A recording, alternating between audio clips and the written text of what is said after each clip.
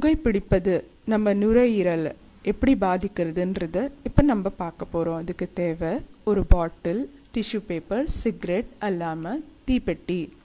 பாட்டிலோட அடிப்பக்கத்தில் ஒரு ஓட்டை போட்டு பேனா உள்ளே நுழைச்சி அதை மூடணும். பேனா மூடின பிறகு பாட்டில் உள்ள தண்ணி ரொப்ப வேண்டிய அவசியம். தண்ணி மேலே வரைக்கும் இருக்க வேண்டியது. பிறகு இந்த பாட்டில் மூடியில் ஒரு ஓட்டை போட்டு சிகரெட்டோட பின்பக்கத்தை இந்த மூடி ஓட்டை உள்ள நுழைச்சி இந்த மூடிய பாட்டிலில் மூடிடணும். அடுத்ததாக நம்ம தீக்குச்சியால் இந்த சிகரெட்டை பற்றிக்கணும்.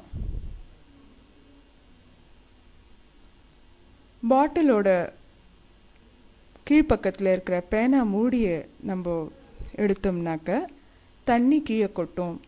தண்ணி கீழே கொட்டச்சே பாட்டில் உள்ள அமுக்கம் குறையும்.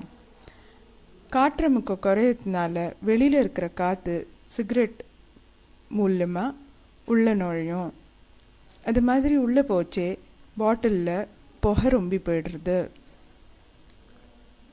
இது மாதிரி தான் நம்ம லங்ஸ் உள்ளேயும் புகை ரொம்பும். இந்த புகை நம்ம லங்ஸை எப்படி பாதிக்கிறதுன்றதை பார்க்கறதுக்கு இந்த ஃபில்டர் பேப்பர் நம்ம இப்போ உபயோகிக்க போகிறோம்.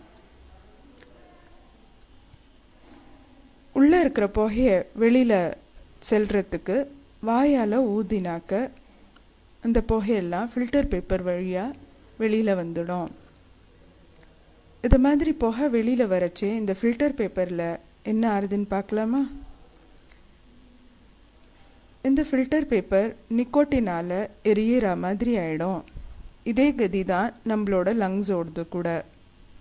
புகைப்பிடிக்கிறதுனால நம்ம லங்ஸ் இதை மாதிரி எரிஞ்சிடும். அதனால் புகைப்பிடிப்பது மிகவும் அபாயம்.